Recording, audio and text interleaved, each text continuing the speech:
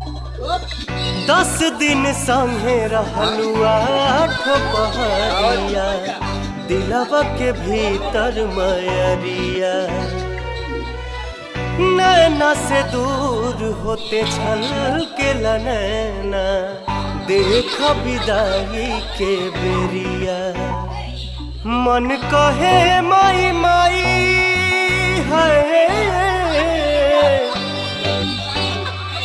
मन कहे माई माई भाई भक्ति में विभोर। हाँ भक्ति में विभोर। हथवा से छूटत नइखे अचरा के कोर, अचरा के कोर, अचरा के कोर। हथवा से छूटत नइखे अचरा के कोर, अचरा के कोर, अचरा के कोर।